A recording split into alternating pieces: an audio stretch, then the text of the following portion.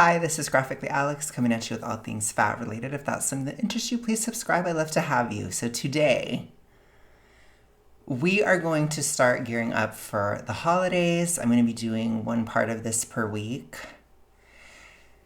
And as a part of that, I'm wearing my first long sleeve. I thrifted this. I love it. It's a large. And I just have to say that just because I know it would irritate them. I believe a large could be a straight size. I'm not sure. You guys can let me know. But anyways, it's a large. If I get a little hot in it, it's a little early for this type of thing. But I'm like deep in diet culture and I'm basically a lizard right now. So I'm hoping that I'll be okay. But it already feels a little warm. It's a little early for the South to be wearing this. But regardless, we're going to carry on. So I also wanted to use this as an opportunity to talk to you guys about the holidays, talk to you guys about the autumn and how challenging it is. This time is really hard to continue to downsize for a lot of different reasons. I'm really, really hopeful that with my de-swelling that is currently happening, I can tell that I'm going to be done. I would love to be done. At least throughout November. So we'll see. We will see what happens. I'm hoping. But anyways, I'm going to have to see what happens when I weigh in tomorrow. Regardless, I am de-swelling. Things may move faster, but it's because they moved so slowly at previous times. For those of you guys that have done vanity weight or really anything for an extended amount of time, you've had those moments where you plateau for a lot, but you're still being strict. I've done that twice this year, and now it's coming off. It always comes off later. So I just want to say that to start with. So let's go. Welcome back to the Fab Fatties. Also, we haven't covered them in forever, so we're digging deep. This is from November of last year. Today we're going to be talking about Thanksgiving, what's going to be on our plates, how to set boundaries with family members and friends, how to navigate our Uncle Eddie while we're trying to fill up our plate, and all of the social things that go around a celebration with family and friends and our bodies.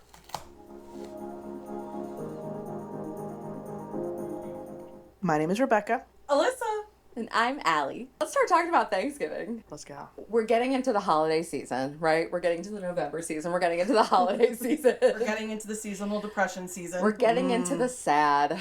Sometimes It's a time when hypothyroidism gets worse. So if you are hypo, it does get worse during this time, particularly, I would say, if you're super morbidly obese between the months of November and I would say at least April. So especially if you're a place that has 4 seasons, it's really tough. If it's like really cold where you are, it might take till May.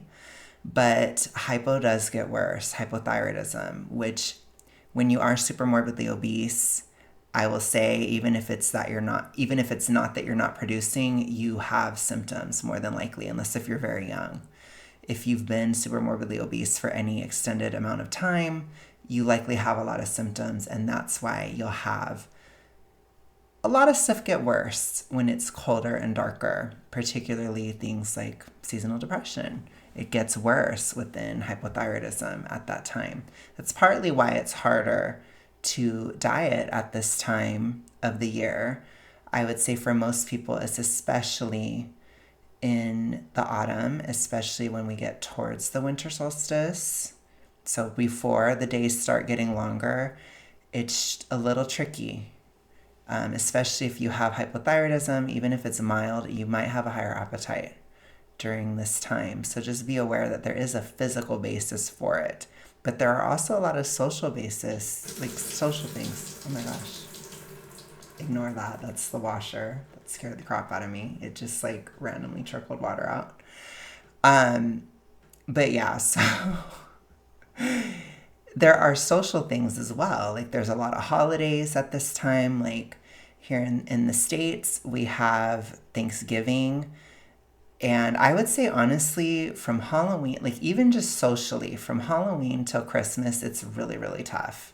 A lot of people just want to eat a lot and overindulge. And a lot of that doesn't even have to have a physical basis, it can just be social. But they can go hand in hand.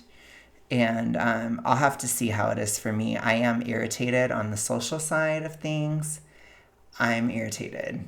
So I'm hoping that I can be done, like I said, in November. However, even when I get done, I have to do anti-dieting, which is where you slowly climb out. So I'm just like really hoping that I'm done with all that by Christmas. That is my goal. And honestly, I may have to be done because at a certain point you start to swell.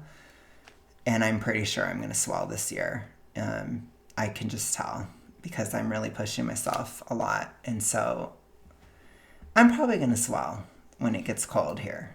So for here, that's like late November. But for other places, it can be earlier. It just depends. But it's not really about the cold. It's about particularly the length of the days. So if you're in the Northern Hemisphere, it's tough in November. We still have some grace in October. But when you get to November, it gets tough. And as it goes on, it gets harder and harder and harder until the end of the year, basically, or until after Christmas, basically, after the solstice. So around that time, then it starts to get easier. But that's on a physical level. We'll see how it is. But socially, it's also easier after then, too, because people kind of go into diet culture mode in January, and that sort of collective moment shifts. So it's easier socially in January, although it's still really hard if you are very hypo. And if you're super morbidly obese, it might be especially hard in January. It might even be better to strategically wait until April. Okay. That's just my advice. So let's go ahead and continue here. We're bad bitches. Sometimes we're sad bitches. And honestly, for some of us, that shit's year round. But let's talk about some boundaries. Let's talk about, the fun shit we put on our plates, the bad shit we put on our plates. And I do mean just, the trauma from our families. I want to know, I want to know what's some of the worst shit that you hear around your family's dinner table. Or, if you do have a more, inclusive and more inviting and more welcoming family, have you ever been in those situations before? There can be a lot of judgment. Hold on. There can be a lot of judgment around that stuff.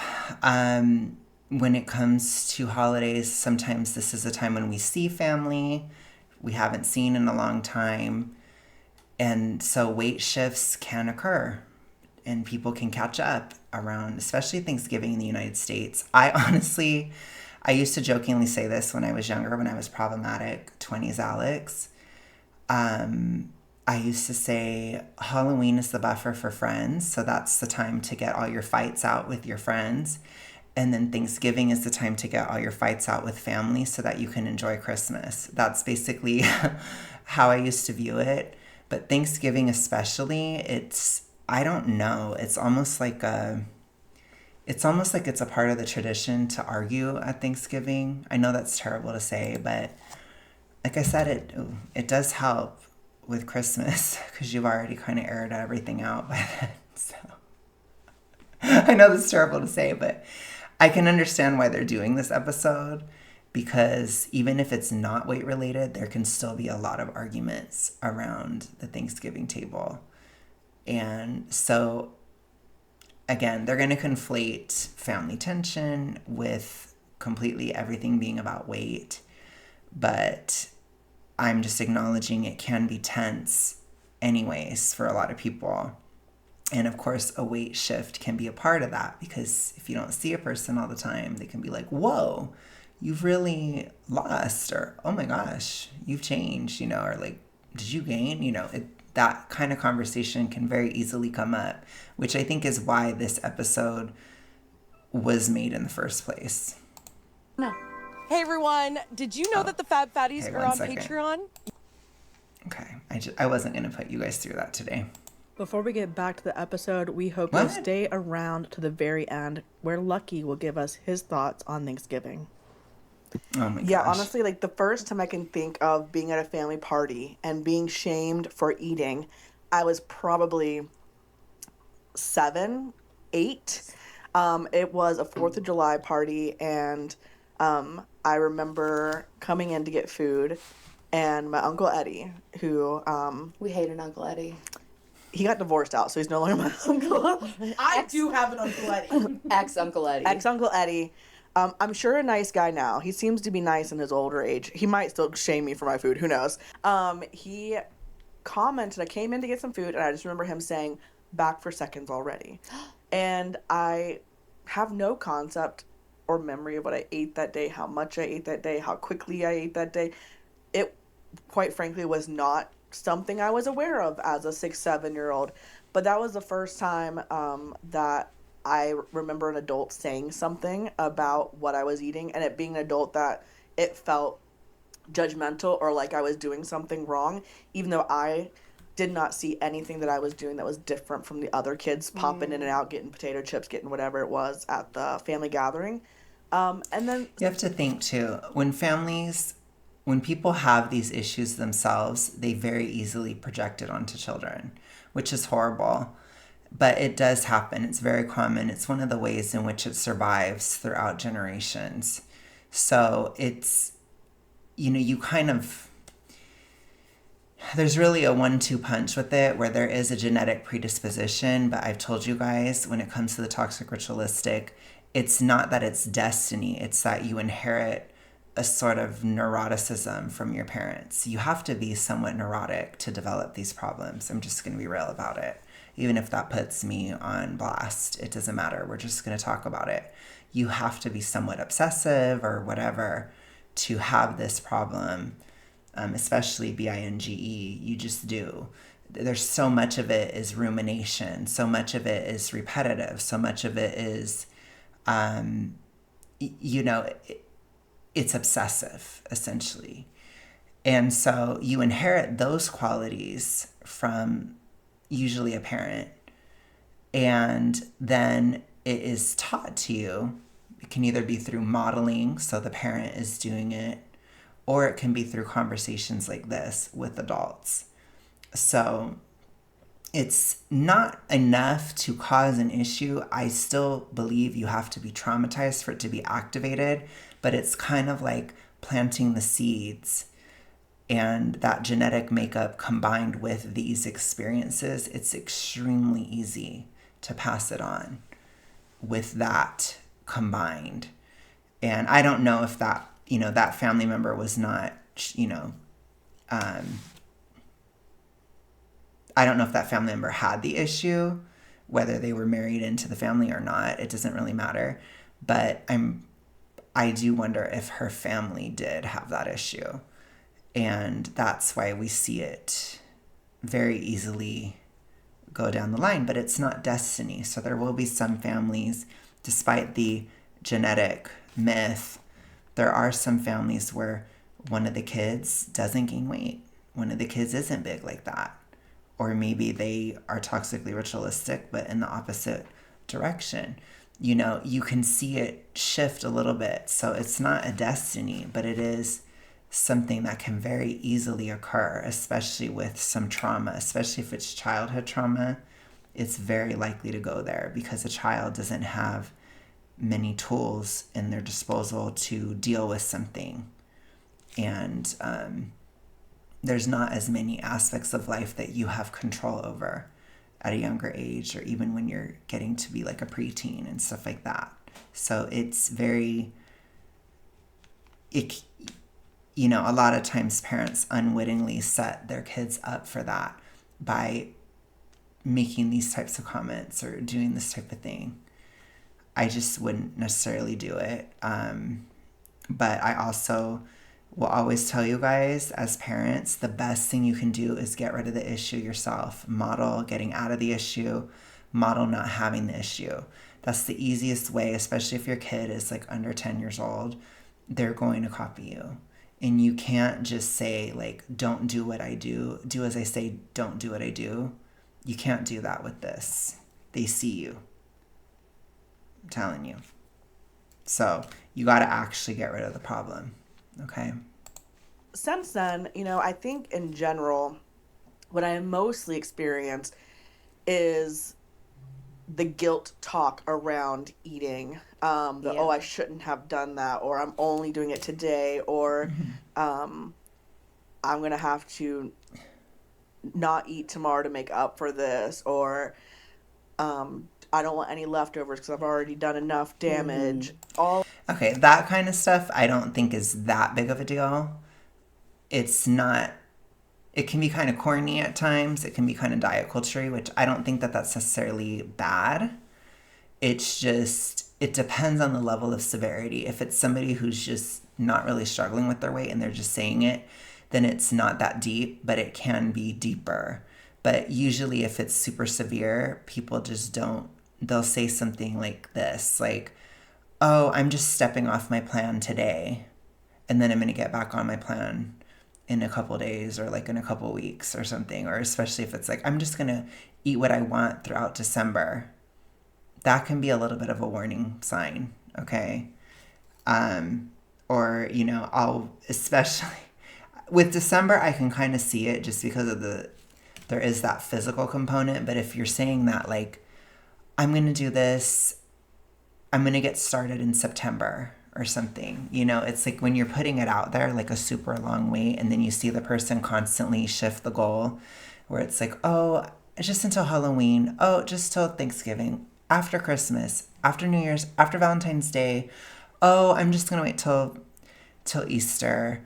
Well, after Memorial Day. Well, after the summer. I mean, I just want to have fun this summer. You see, if it's like that, that's a bad sign. But if somebody's just like dead ass, like, oh, I'm just going to eat today what I want, and then I'm going to probably eat a bit less tomorrow, that statement alone, especially if they're like in shape and stuff, I don't think it really means anything. I don't think it's that deep. I think this comes from a bigger person not understanding that that's how they see their thin friends eat more, is they see them at one meal or on one day. They don't see them throughout the rest of the week, which, let me just clarify, I don't know if anybody that's watching me is super morbidly obese, but when you're not super morbidly obese and you're a bit healthier and you're not hypo and all these things, when you eat a lot one day, typically the next couple days you don't have as big of an appetite because your body naturally regulates it. So it's a lot more effort to gain or to lose than to stay the same when you are, especially in maintenance long term. You have, healthy insulin function, this type of stuff. It's harder to eat a lot over a long period of time. It's easier to eat a lot if you're dieting. So if you are like in a long-term deficit, like I am, I could probably eat a lot for like a couple weeks or something, but then I would not be able to anymore. But that's why when I stop, I have to go into an anti-dieting phase, which I'm still going to consider a part of the vanity weight era, because I'll still be in a deficit for like another month, but I have to slowly go up to like prepare for maintenance and to allow my body to speed up a bit as I'm coming out of it, because otherwise I can just, if you just go for it, you can eat a lot. And at this weight and at this level, you can gain a lot of weight when you're not as big. So that's something I would say, and that's why I'm going to do that, which I'm going to talk to you guys about it when that does happen.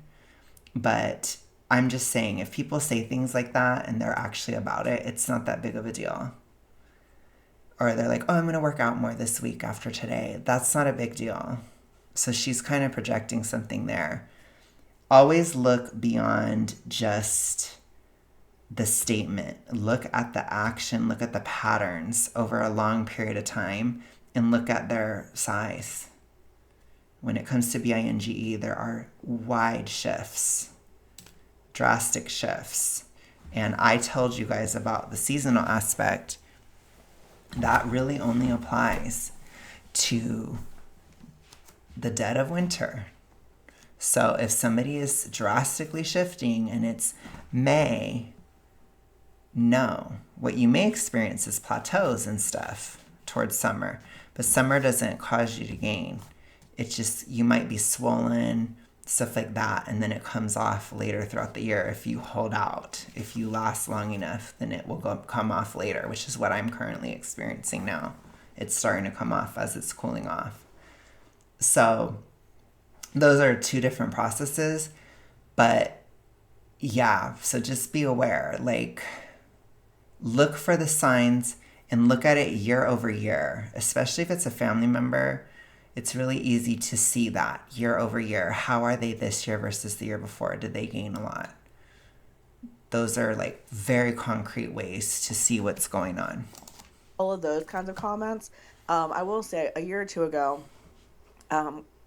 There's a creative side hustle second. almost nobody is talking about, and it's not. Okay.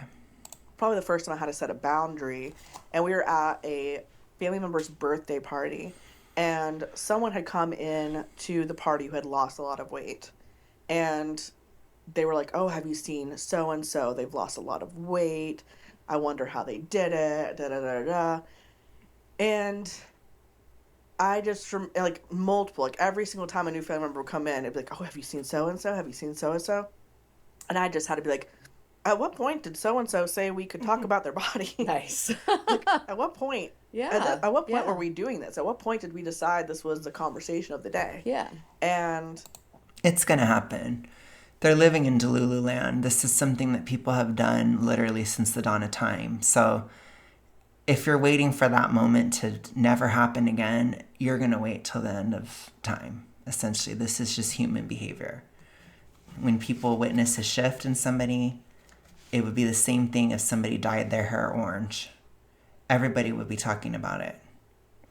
It's just the way it is. So they're just putting too much importance on the weight issue.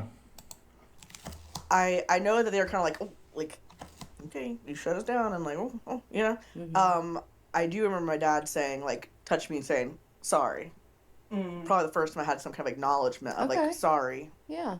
And I don't know if in that moment it was more so a we shouldn't be talking about people's body. Like, yeah, this kind of is shit. Even if in the context of that conversation it was celebratory towards that person, right? Yep. They were Air getting quotes. positive. Yeah, air quotes. They're getting positive. Yeah, and you don't like that because it ignites a bit of envy. It ignites a bit of shame in you, even though it shouldn't, because somebody else's body has nothing to do with yours. And that's really hard to separate within the toxic ritualistic. There is this comparison aspect. I think within the super reductive side, it can be sort of overtly competitive. Within BINGE, it's not always that way. It can be that way when you're on plan, but it can also super rapidly shift and be about like, oh my gosh, I'm bigger than them. Oh no, right? So you have to remember within BINGE, there's a lot of shifting sands compared to other, or at least compared to the other one, the opposite one. I'm not sure about Mia because I don't know enough about that. But like that one specifically, I always tell you guys that my perspective and what I can really talk about is the BINGE side. So it shifts drastically. Everything within it. You have to think of it as like a constant vacillation within the problem. Everything is like, I'm doing great, I'm doing terrible, I'm doing great, I'm doing terrible. I'm better than them, I'm worse than them. I'm better than them, I'm worse than them. Like you don't exist on one side of that. It's always changing. So it's the same thing with thinness. It's, I love this person because they're thin, but I hate them because they're thin. It's a constant shift, which you see that a lot with fat acceptance activists and like the whole Taylor Swift debacle with the anti-hero moment. They love her in part because she's thin, but then when she does that, then they hate her for it, or they'll use it against her. It's very, very odd to people that don't have these issues, but that's the best I can do is just explain it to you so you see it and you understand it, because it's not always an overt like competitive aspect, but it is a comparison aspect always. And it's toxic. It's always toxic because it's either, oh my gosh, they have what I want and I don't have it and I'm jealous of them, or it's, oh my gosh, I have what they wish they could. So it's either or. It's always kind of negative. And again, there are people that will have like a revenge body moment. They don't necessarily have BINGE. I'm not saying that, but I am saying that somebody with BINGE, they can be particularly obsessed with that concept, and it can be like too much. Like, I would just say, if you struggle with this, like, please temper it down and try to stay reasonable. Even you could make a joke about it, you could laugh about it, that kind of thing. That's what I did because I didn't want to like feed into that. With that pass, it's just not a good strategy because it can cause you to regain. If you go too far with it, with BINGE, you'll end up regaining. So if you're too obsessed with these things, you put your recovery at risk, or you put your process at risk by doing that, and you can't feed it. So again, I'm always here to be the wet blanket over the toxic ritualistic. I'm always here to tell you guys, you can't do that. That's something you cannot feed into. You can't suppress it either. It's a delicate balance. That's part of what is challenging about recovery, is you're just trying to become a normal person. You're trying to act like a normal person, so you can't suppress it. And I had my moment with that concept. And I did express it, but I didn't let it rule my life. I didn't let it take over or become an obsession. I just expressed it, dealt with it, and then kind of made fun of it. And I acknowledged it as a part of how I was feeling, but it didn't ever take the wheel. And I think that that's a tricky balance that you have to find within that aspect of recovery. Recognition for having lost weight, or if they more so were like, oh, sorry, this is negatively affecting you. So I It don't was know probably that one. to what extent they understood why I was saying that, not just for myself, but also because that person is so much more than their body, and did not opt to be the conversation of the day simply because they have a body. Yeah. But yeah, since then, my family very rarely says body things about other people, and almost all of it is self-directed. So it's more so hearing them talk about their bodies and their food and their guilt and shame. Yeah. How about you? Show me a real I estate. knew that was coming. I could feel it. All right, let's go. Yeah, getting into the holiday season, me and my sister Ashley were on the phone and talking, and I think what's really interesting is Ashley remembers so much more of the comments and conversations than I do. And I think this is part of my journey right now, is I have turned off so much of it. Yeah. That I actually very commonly right now, I'll be just like going about my day and a really intrusive memory will pop up and I'll be like, I completely forgot that happened. So I think it's part of like my healing right now. I will say, on specifically my dad's side of the family, which does have folks in larger bodies and does have a history of diabetes. Everything is loaded. Everything had an underlying meaning, message around food and bodies. I will literally, me and my sisters talk so much. I was raised by my mom and dad.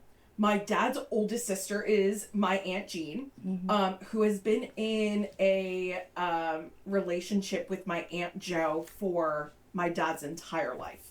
So Aunt Jean and Aunt Jo did not have kids of their own because it really was not like common with gay marriage. So I had like bonus parents. Yeah. So Angie and Anjo, we spent a lot of time at their house. They have not missed any major life event ever. They actually married me and Billy. So like okay. the relationship there is strong. Mm-hmm. And they will always comment on what you're wearing, on how you look, because that's what they do to themselves. Mm-hmm. It's normalized. It's not intended to be hurtful. Mm-hmm. Although it lands really hurtful. It's extremely common within families too. It's super, super common. Parents will often comment on their child's appearance, or, you know, if you're in the aunt zone, you'll do the same thing. You know what I'm saying? It's because you care about that person. So it's just something that naturally happens. Again, if it that's why it's really important that you yourself, you know, if you have a kid or if you are an aunt or uncle or whatever, that you don't have this issue, because you can plant a seed unintentionally, or you can reinforce something unintentionally if you have the problem, because it's just super common to comment on that. Like if, like when my cousin's baby is older, if she wears a horrifically ugly outfit, I will tell her that the outfit is ugly.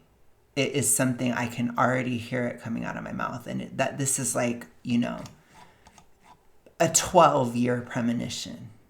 Like I'm having a psychic vision. I can see it rising out of my mouth and coming out. It's going to happen. It just will. And that's just natural, you know? It's just what happens. So again, I think I'm not saying that she has something against that necessarily, or, you know, that she wouldn't do the same thing. I think especially if it's your own child, it is just so unlikely that you're never going to comment on your child's appearance. Like that, I just, again, I guess I'm too realistic for that. What I will say is that just don't make it too heavily about size. Don't be too shameful about that type of thing.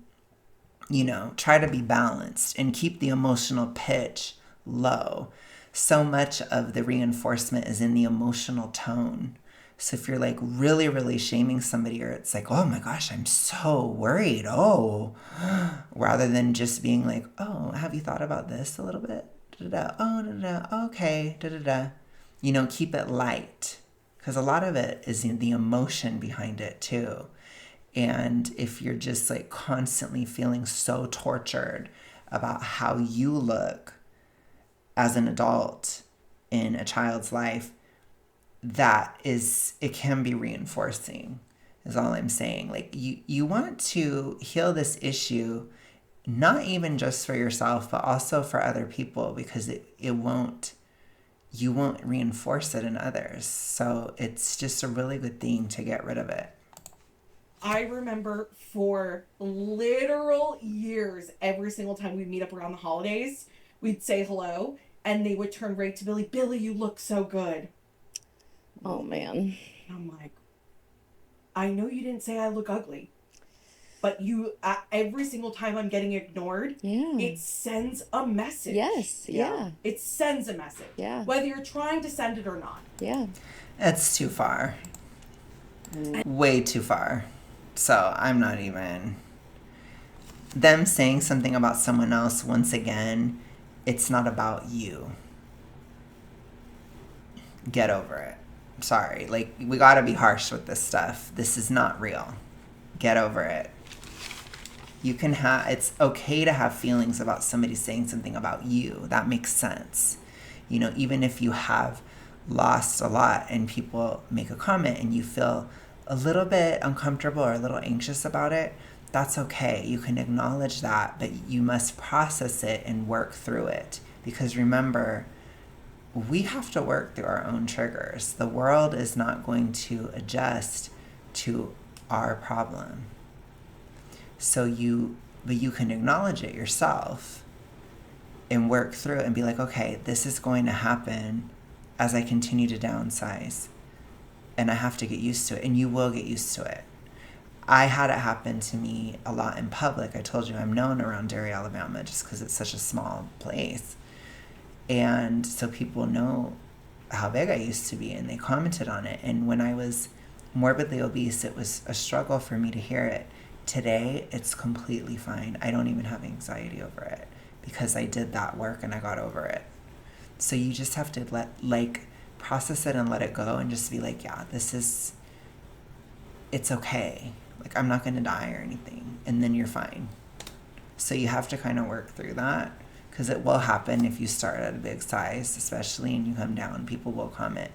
And it's not anything hostile. Now, it can be if somebody is trying to toxically, reinforce you. But hopefully, watch my video where I talk about that. It's in the description. And be aware that they're always doing that for themselves. It's never about you. It's a selfish thing that they're doing to keep their own DIS order going.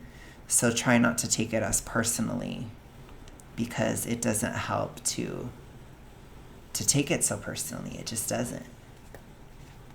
And then there's a lot of diet advice, and there's a lot of Aunt Jo is a type 1 diabetic, has been her whole life. That's type 1, just to clarify. And Weight Watcher recipes are really good for diabetics because of the low carb. Mm-hmm. So all they cook is Weight Watchers. Mm-hmm. And that's fine. It just doesn't need to be like announced. It doesn't need to be like a badge of honor. And that's what it is. Yeah.